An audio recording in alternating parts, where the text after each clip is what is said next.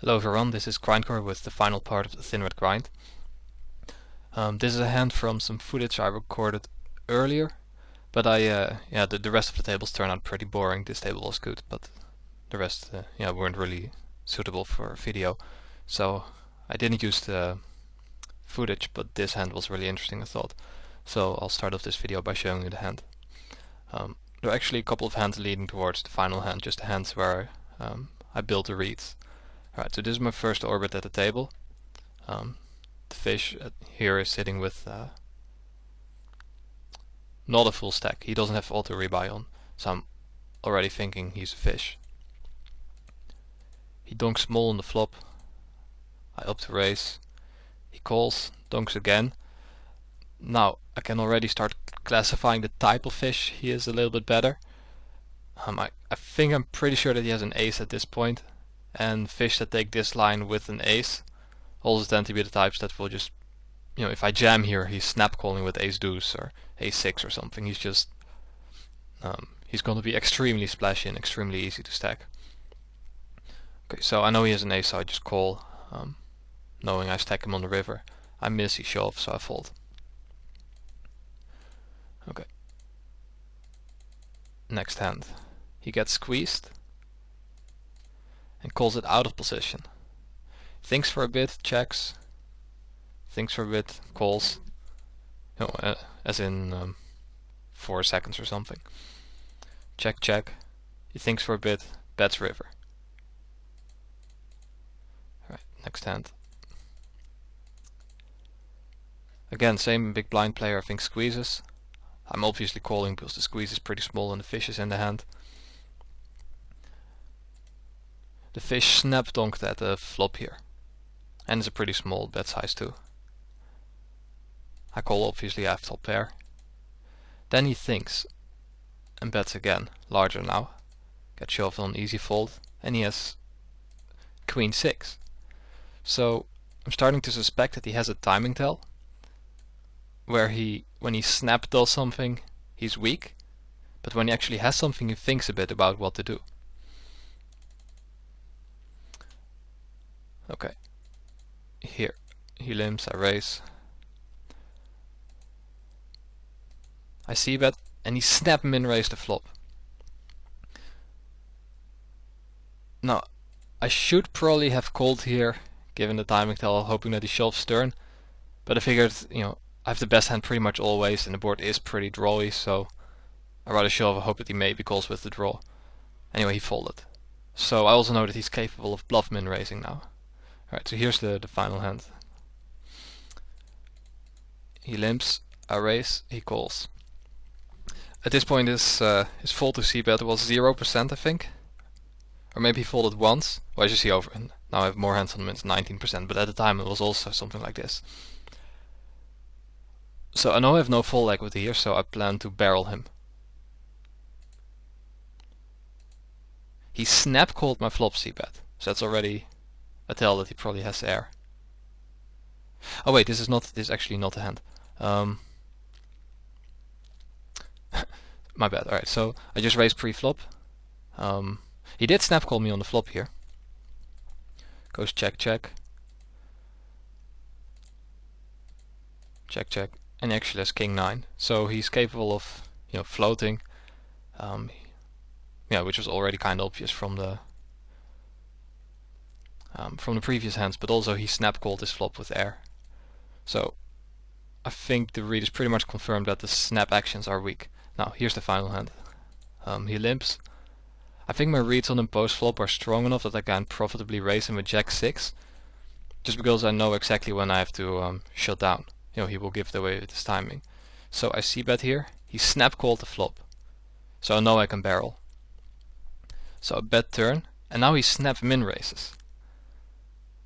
Now that's odd, because if he had anything, he wouldn't have snap called the flop or snap min raise the turn. And we've seen him snap min raise bluff before. We've seen him snap call as a float, and also tank when he actually had something. So I'm pretty sure he just has a random float that is now bluffing. I'm not sure how he plays draws. Maybe he could have turned something like 6-7, but even that hand probably just tanks for a little bit. Mostly I think he's just yeah, doing this with random air. And I was so confident of my reads that I just ended up shoving all in because I really didn't think he had anything. Definitely not a pair. And if it is a draw, unless it's King Jack or an ace high flush draw or something, I'm actually ahead if he has something like 6-7, 6-8. So yeah, I shoved here. And he ended up calling with ace-8, so the read was correct. Alright, let's move on to the session. Alright, so this session I've played 6 tables of 2-4 on stars. There were some requests for that. And yeah, I'm doing the commentary now, so I can pause. And there also were some requests to play the video at regular speed, so I'll just play it at regular speed, and as soon as I've used all time, I'll just stop the video. There weren't really any extremely interesting hands in the end of the video, so you won't really miss much if I end it early. Right, button opened pretty small here. This seems to be more common on stars than on tilt, but I've only seen small sample sizes. And you see that's pretty small here. Now, a player that's opening that small on the button usually opens with an extremely high frequency. And against an extremely high frequency opener, who likely also c-bets a lot, I want to know if he folds to small check raises, because then I can start defending my blind slider and playing back at him. So I check raise the pocket 8 here because he can call with ace high or random air float, stuff like that. Maybe he c-bets a 5 or a 4 there, so there's some value in it. And I get the read at the same time. And he folded. Had he called there, I'd probably bet most turns, unless it was a spade.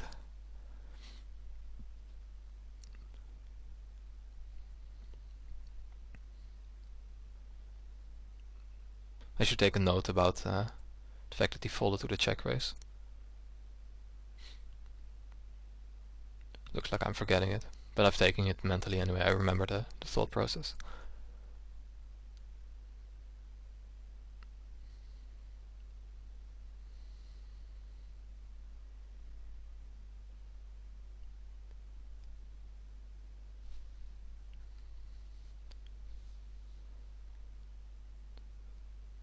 Opening any 2 on table 2 against an unknown there in the small blind.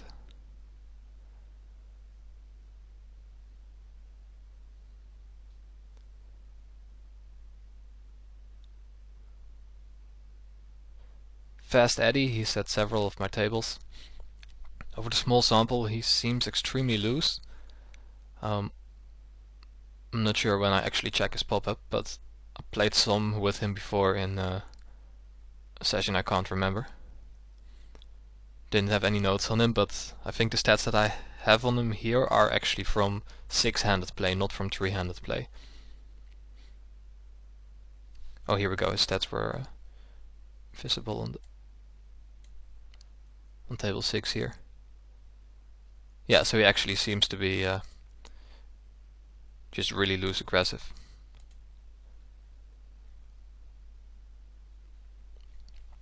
With 80% opens on the button, and he's min raising, so he's probably the player that just min raises 100% of buttons.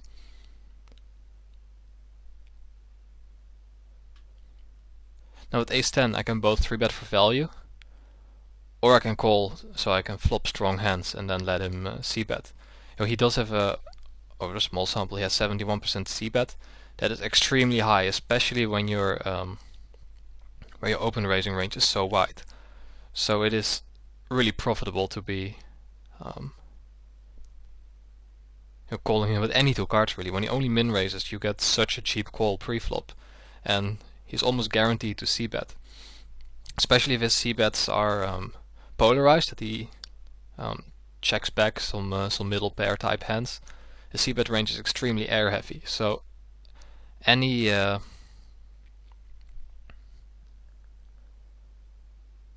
bluff catcher is good really, and therefore you can just call with any 2 cards pre-flop against him.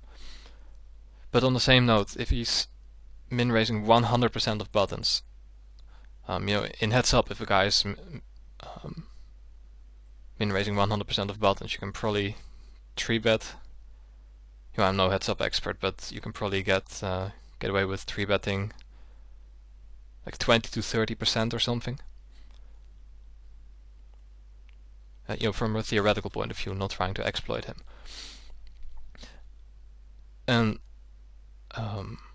Ace-10 off is definitely a hand that you can 3-bet for value. So yeah, which is better, flatting or 3-betting? I think I should probably have flat there because it was early in the session. And I don't necessarily have a bad image yet, though I have played 100+ hands with him, meaning that he has 100+ hands on me. So maybe my image is bad from that, I can't remember.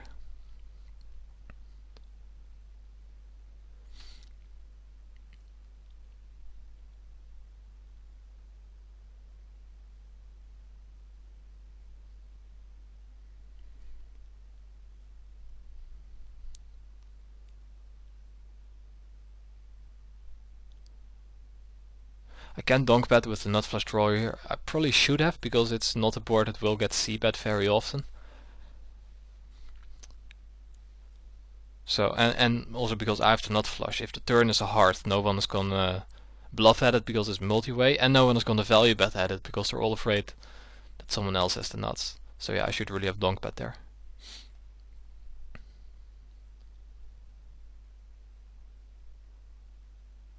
Again, if I miss a hand somewhere, just ask me about it on the forums. Okay, here with ace queen, this is a hard spot because he's not value raising with the flush here. And if he is value raising, therefore he must have a boat. The board just paired. He's c-bet 3-way on this board, which is a sign of strength. He could have a set or 2 pair. And I'll actually just let the video run because I think I time bank a bit.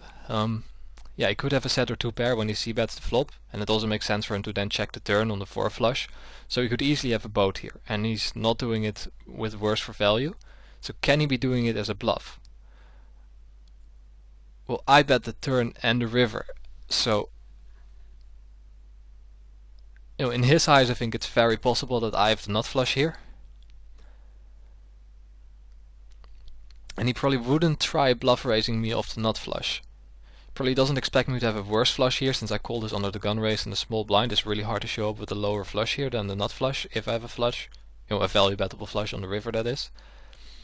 And also if he thinks I'm bluffing, that's the other thing. Either have a nut flush here or I'm bluffing. And in that case, if he has a bluff catcher, he doesn't have to raise, he can just call as well. So I only beat the bluff there. I don't beat a hand that he raises for value. And he doesn't have to bluff because he called the turn, he has showdown value. And if he has showdown value, he can probably just call a river. I don't think he's gonna try bluff raising me off the nut flush there. So yeah, I think that was a really clear fold. It just took me a while to come to that conclusion, but that wasn't even remotely closed. If there ever was a spot to fold a nut flush, that was it.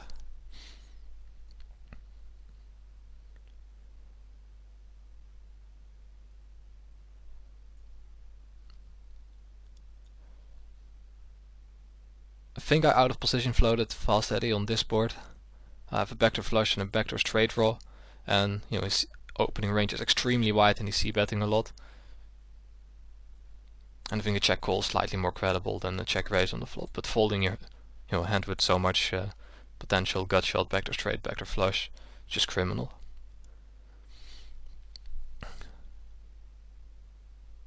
So I think that was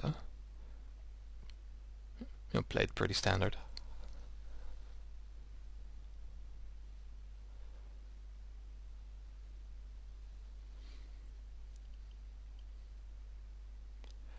If a guy is playing that loose on the button and c-betting that much, then you have to play back at him a lot. It's necessary. It's not even because you're trying to exploit him. You just have to, or you let him make a lot of money from you. So I'll pause you for a second. When you're gonna play back at him a lot,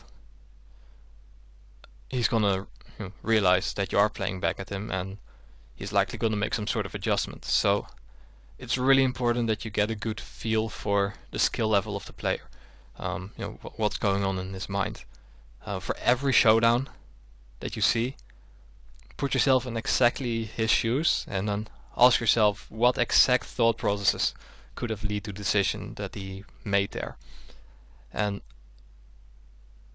there are usually several possible reasons for making a certain play, but if you just keep asking it over multiple showdowns, eventually you can cross a couple of conflicting ones off, and you get a pretty good idea of how they're playing, and that's incredibly important when when the guy's gonna adjust to you, because you need to be able to predict his adjustments, and the only way to do that is to get in his head. Right here with ace queen, I can just call, but he also has a really high 3-bet percentage, and he seems really loose aggressive, and when I 4-bet that small, he might not believe me, he might 5-bet with worse. But also if I show him that I can 3-bet call ace queen in position, that's a sign to him that I'm once I roll the video, that's a sign to him that I'm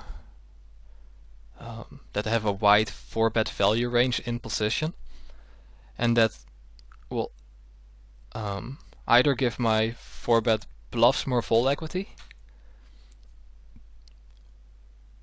or he will reduce his 3-bet percentage, and both are fine with me. If he doesn't stop 3-betting, I could start 4-bet bluffing him more credibly. And if he stops 3-betting, that's also good, because I get more folds when I'm on the button and I steal the blinds. So that's the reason for 3-betting ace queen. Normally I would always call here, but because he seems so loose aggressive, I want to give off a sign essentially.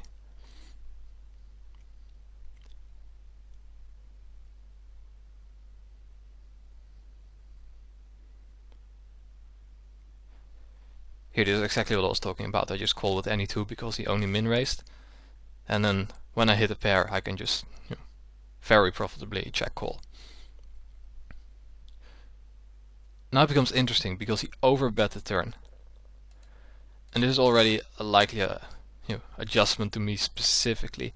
I doubt he has some sort of standard overbet on the turn play on these boards against everyone. He also tanked on it a little bit. So there's definitely something going on tailored to me specific. So what can he be thinking leading to this play? Well, that's kind of the downside of being a video instructor, though this account is probably not as well known as my Full Tilt account. If he recognizes me, his range for doing this could be entirely different than from when he views me as an unknown. And I think since the last time that I made a video on this account was when I was still at PokerSavvy Plus playing microstakes, I think the odds of him not recognizing me are higher than the odds of him recognizing me. So I'm just gonna try to get inside his head and ask myself, what can he be thinking that leads towards an overbet against a random player? Okay, he's obviously realizing that I'm defending my blinds very wide. So, against a tighter player, when he check calls the flop, he will have more ace-x combos. But when I'm never folding my blind to him, since I'm playing essentially any two cards, which should be kind of obvious to him, I can have just as many 3x as ace-x as 4x. So I will have more 3s and 4s than aces. I can also have random out of position floats with air and draws, gut shots. So if my range contains more second pairs than top pairs, and also draws, I think, and my range could contain out of position floats, I think that a thinking player, which he clearly is, as soon as he makes his overbet, I know he's a thinking player, probably a pretty good one. I think in his mind it could make sense to do this with a hand like a hand that loses to the bottom pairs. A hand like King Queen or something. It can fold out my underpairs, and it can fold out draws. Even if I call him with a draw, he actually has the best hand. And when I do call here, I probably have an ace, so he can not bluff me on the river and just give up. Well, you know, if he checks back, I can bluff the river with my out of position floats, my busted draws, and then he might fold the best hand. So he doesn't only have fold equity against the 3 and the 4 in my range, but also against the out of position floats and my draws. So yeah, I just couldn't really find another hand type that could combine with any sort of thought process leading towards this overbet. Really, the only thing I could come up with that he was doing was a hand like King Queen, doing it as a semi-bluff essentially. If he recognizes me and he likes and he knows something about my thought processes, you know, then he'd realize that I like calling when my range looks weak to my opponent and my opponent overbets. I usually call because it makes no sense to overbet for value against a weak looking range. And if you know that's how I'm thinking, then he probably thinks that I'm gonna call him with a 3 or a 4 and have more 3s and 4s than ace x in my range. So in that case he should be doing this for thin value. So he can do it with an ace, but even with a 9 he gets, you know, protection from draws, out of position floats. You know, if he's not comfortable calling a river bet, he gets rid of my out of position floats now, and I might call him with a 3 or a 4. So yeah, if he recognizes me, I should probably be folding here, and if he doesn't, then I should probably be calling here. And then check folding the river, because when I call he has to put me on an ace kind, and he's probably not gonna bluff. So yeah, I thought it was more likely that he didn't recognize me, which is why I ended up check calling, hoping that he thought this was a good play with a hand like King Queen, King Jack.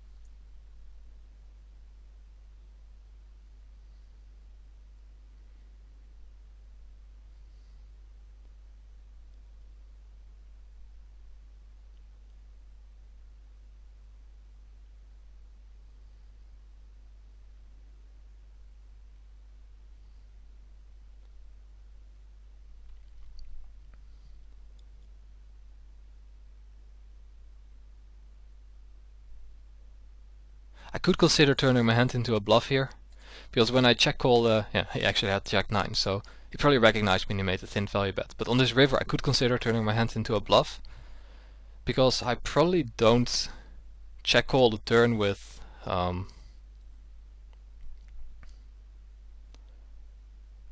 just naked clubs, but I could easily have 3x or 4x of diamonds and check call with that, and if I lead river I can credibly represent it. Though on the same note, since he's showing so much strength, if I had a flush I would probably just check the river to let him bluff.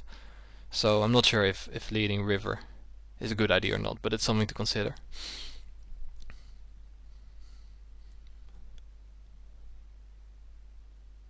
So yeah, he kinda owned me there with the thin overbet.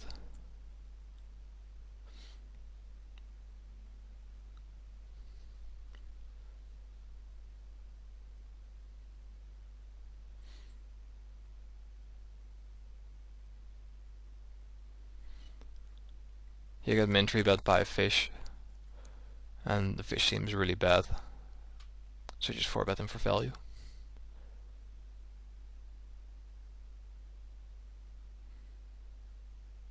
Just setting up a turn shove with the bet here.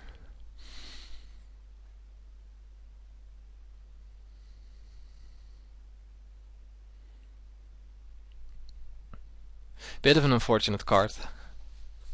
He could have a flush, he could have ace king.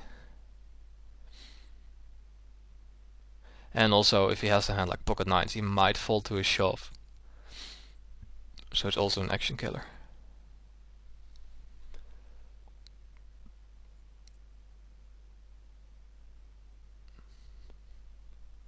So now, do I value bet the jacks or check? The thing with checking is, since he checks back the turn, he's probably not gonna bluff the river. But I don't think I can get called by worse if I shove. I also don't think he's gonna bluff on check two, but I'm also pretty sure I have the best hand. And whenever those conditions are true, it's usually best to underbet. I think I should just have bet like $30 or $40 here to get called by random ace highs or pocket fives or something.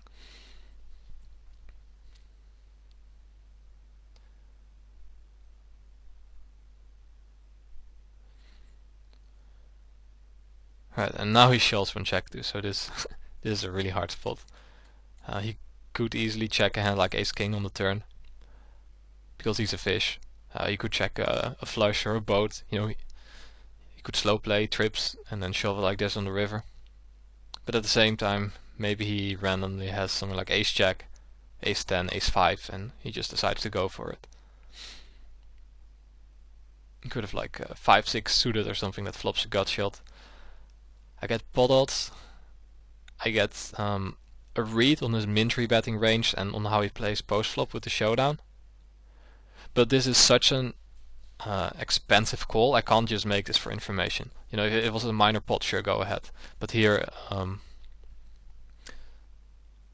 the information gained by a call is not worth more than half a buy-in. So I have to be pretty sure that I'm winning roughly 1 in 3 times when I do call here. So yeah, I ended up calling because I thought he could do it with a random float that's now bluffing at least a third of the time. And he has ace 10, so now I have to read.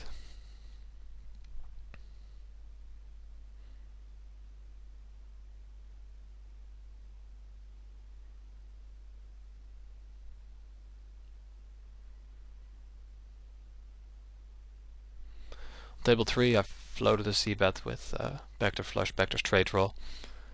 Now on the turn I can, I pick up showdown value, so I can check. But villain seems pretty tight over the small sample, and he raised under the gun. I called middle position, so my preflop calling range should be... wait, maybe I'm actually... I'm not sure if I'm the preflop caller. Maybe I'm the preflop raiser. Yeah, it looks like I'm the preflop raiser. Okay, my bad. Yeah, in this case, okay. Villain seems pretty tight over the small sample. I haven't played much with him, so my image shouldn't be too bad. And therefore I think I'll get a reasonable amount of credit when I barrel here, with a somewhat clean image still. And he could also have a hand like ace jack, king jack that he check calls on the flop. So with this bet I might fold out a 10 or so. I get protection against a hand like king jack, ace jack. And I also set up a possible third barrel on the river. Yeah, if I check back there, I don't think I'm gonna win all that much, because if he has a hand like king jack that I beat, he probably just bets it on the river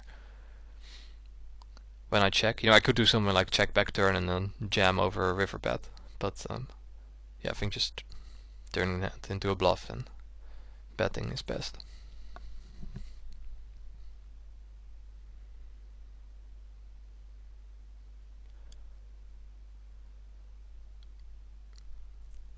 River's a complete break, so I just give up there. If it was a club or something, I might be able to. I can wrap a backdoor flush. So maybe I'd bet on the 3 of clubs, but on an offsuit 3, that's a good card to give up on. Some people actually realize that it's a good card to give up on, so when you do bet, they fold. But readless, I just assume that most people call on cards where they feel safe.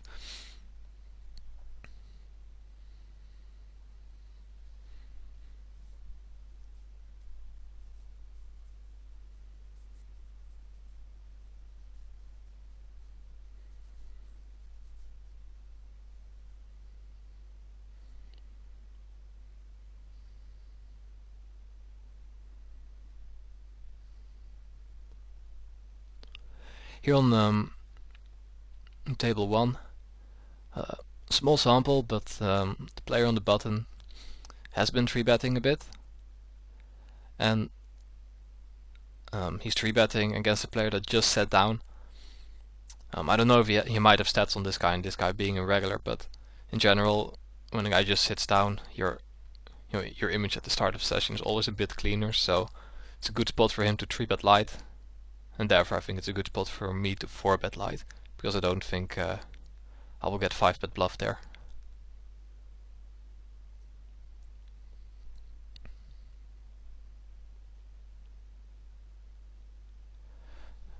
On table 6 I c-bet the flop. I can both check back and c-bet there. I think c-betting is probably a mistake there.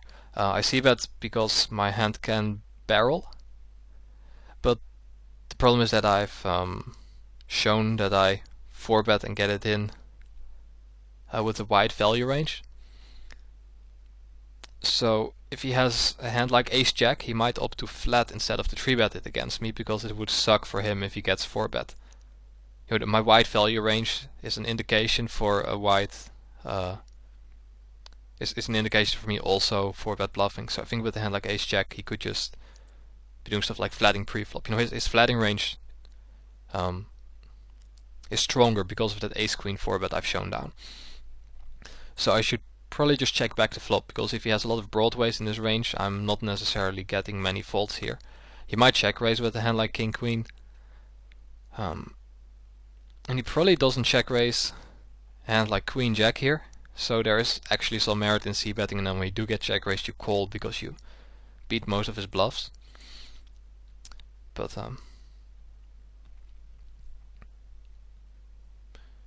yeah, I can both c-bet him and check back. I think a check back is probably better. If I hadn't shown down that ace queen 4-bet, then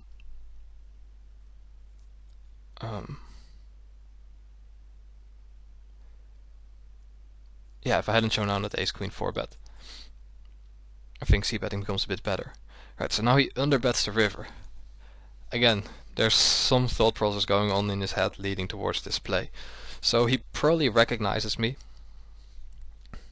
So what could he be thinking that leads to an underbet here? Alright, a couple of options, and it's pretty hard to know exactly what. First of all, it's a pretty cheap bluff because there were quite a bit of draws possible on the flop, and they all missed, so he might just randomly be doing it as a bluff, hoping that I fold ace high, that I had like ace king that I called the flop with, missed hearts, queen 10, king 10, king queen.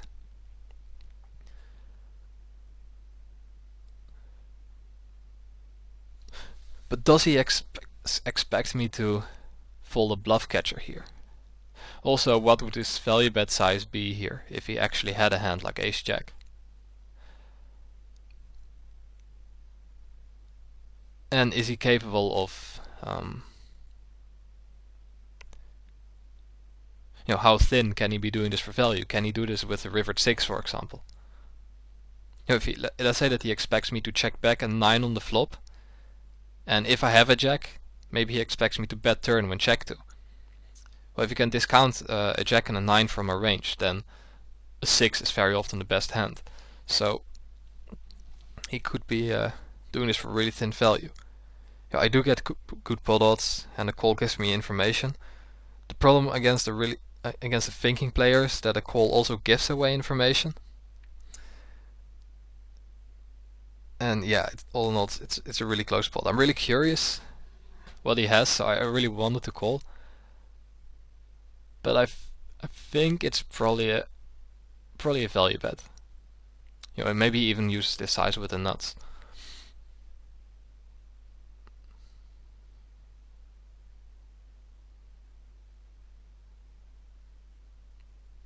It's really hard to know exactly. There's so many different possible lines that he can take with all sorts of parts of his range.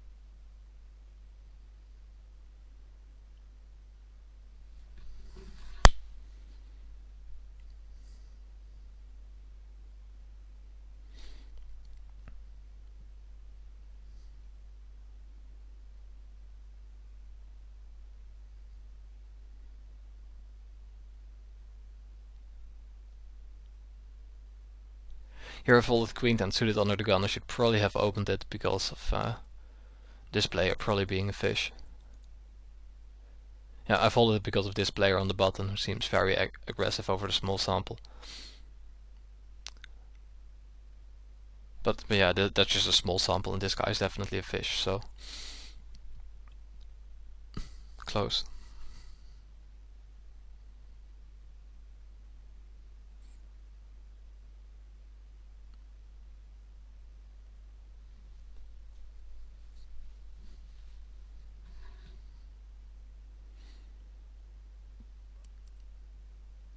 This guy just sat down, so my image should be clean. So I think it's a good spot to squeeze. It's one, if I call, is one of the weakest hands that I call with, and there's a blocker, so.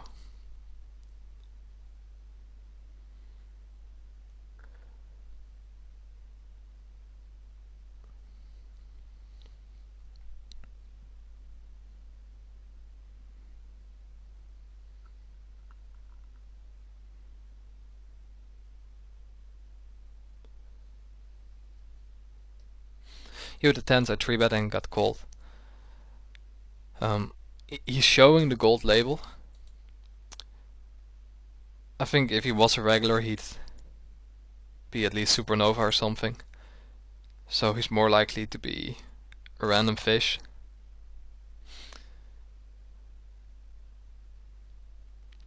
Yeah, and what is better? Checking? I can't really check call. If I check on this board it has to be check fold.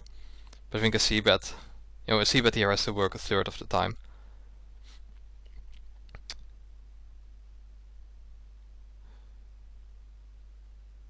So yeah, it's probably better to, it definitely makes the hand easier to play, though that's normally not a valid reason to bet.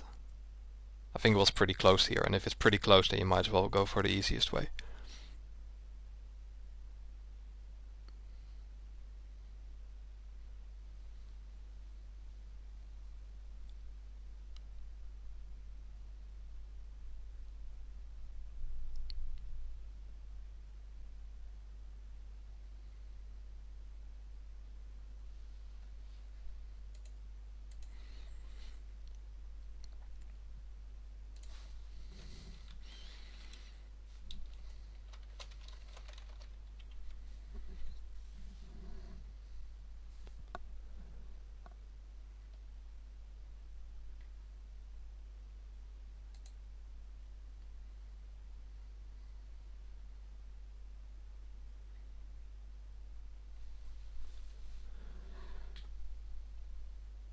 And not much going on right now.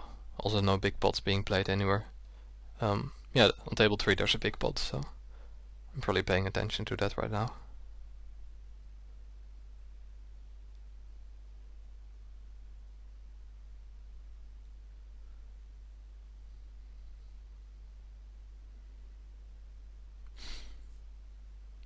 Here, since Fast Eddie probably recognizes me,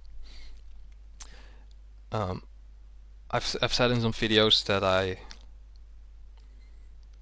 against people who play back, he's a player type that I wouldn't open 100% of my small blinds against, and against those players I like limp racing, and I also like my first limp race to be a bluff because it usually gets credit the first time that you do it.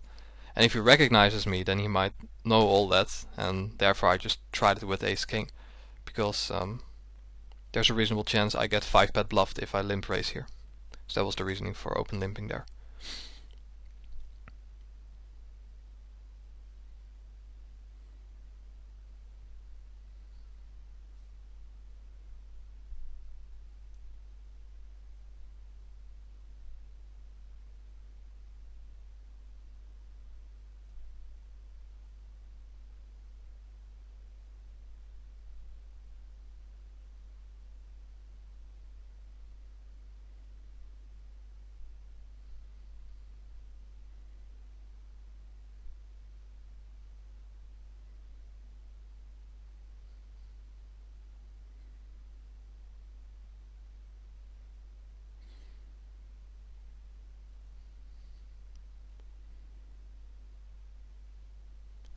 I should definitely be looking at how exactly this big pot played here and taking notes about it.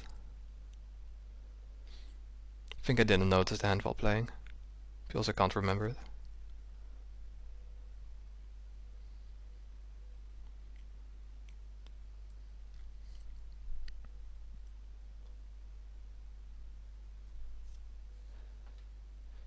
Here, since this guy is most likely a little bit fishy because of the gold stars showing, I opt to 3-bet here to isolate him. It's not really for value, but he will probably call it pretty wide and then check fold, or just fold pre-flop to begin with. So yeah, whether you want to call it a thin value 3-bet or a semi-bluff 3-bet, or I don't really care how you call it. It's just plus EV to 3-bet there, I think, and significantly better than calling.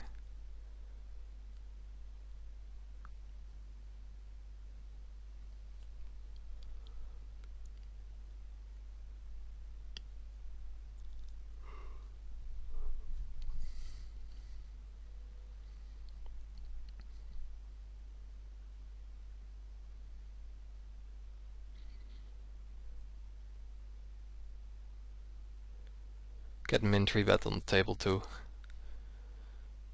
Pretty standard call, though I'd rather have suited connector or something.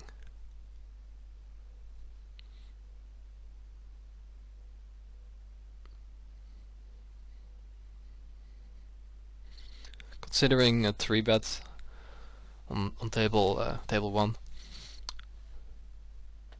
He has folded to a 3-bet before.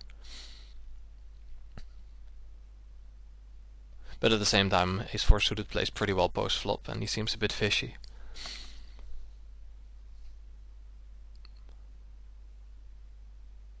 Here I'm actually considering a check raise bluff on table 1 because the board is really coordinated, and 16 into 25 just doesn't strike me as a value c-bet with a hand that's willing to call off. But because he's fishy, he could have random bet sizing leaks, like maybe he c-bet set with the set. So I opted to not do it. I could check raise to try to get a read, if he folds and know he's weak. But I very often have to triple barrel if I get called, and I don't really want to risk my stat for a read there. If he has a bet sizing tell that he c-bets on the small side when he's weak, there will be drier boards where I can also check raise bluff him in the future and obtain the same read without having to risk my stack, because I can just give up when I get called.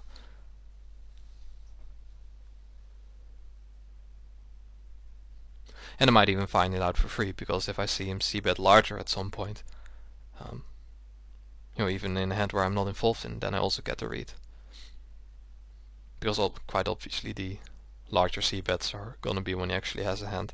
There's some fish are the opposite. They bet small when they want to get called, and they bet large when they want to fold. But it should be pretty obvious what he has.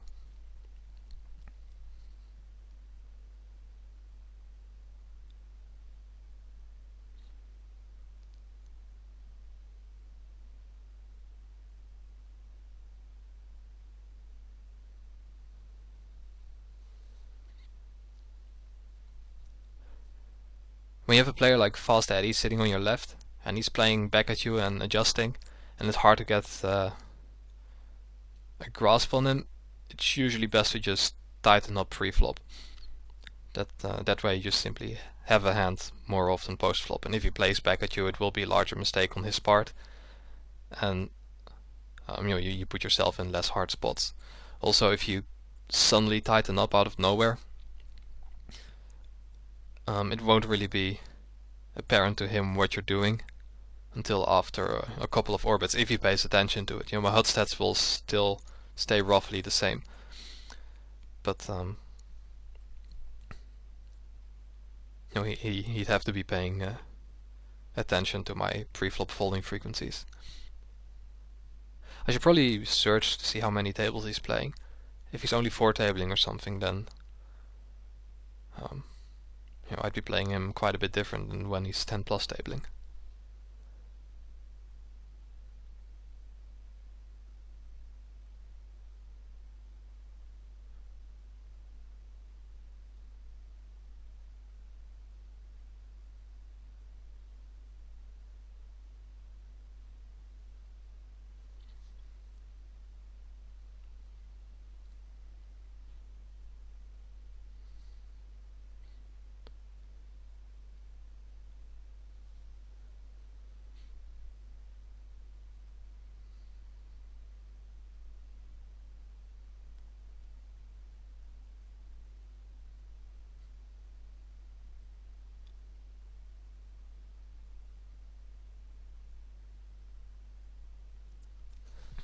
Alright, I only have a couple of minutes left. I'm just gonna fast forward anyway for the last 5 minutes, see if there are any interesting hands that I recognize, because I'm only at I'm not even halfway through the video yet.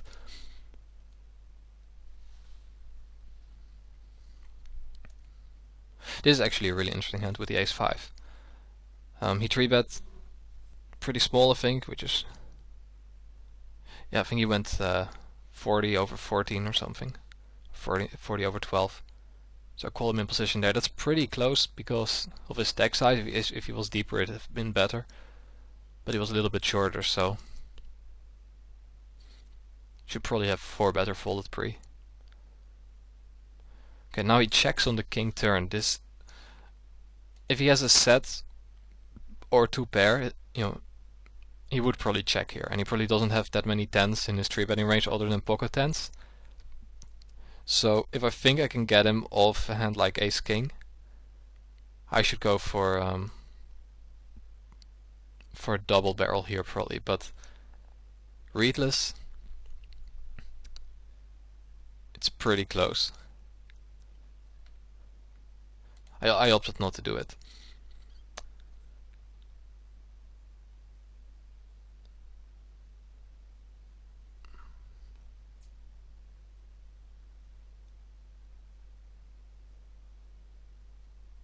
And king is an interesting card on the river, because ace-king and sets now make a full house. But his ace-queens and ace-jacks, they just got counterfeited. And he overbet shoves. Now, what could be going on in his head leading to this overbet shove? Pretty straightforward thing that could be going on in his head is nuts, all in. There are some players that play like that, but he's a supernova playing 2-4. You know, at 100 NL this could easily be the nuts. At 200 NL this could also be the nuts, but at 400 NL most regulars think a little bit better about their bet sizes. And yeah, a really tricky player could intentionally do this for value, knowing that it's a little bit weird to do it for value because it's hard to get called, and therefore you might get looked up light. But since he didn't have auto reload on, I don't think he's gonna be a really good regular. He's more likely a mediocre regular, and I think when a mediocre to 4 regular shoves here, he's mostly just looking for a fold, because what can I really call him with?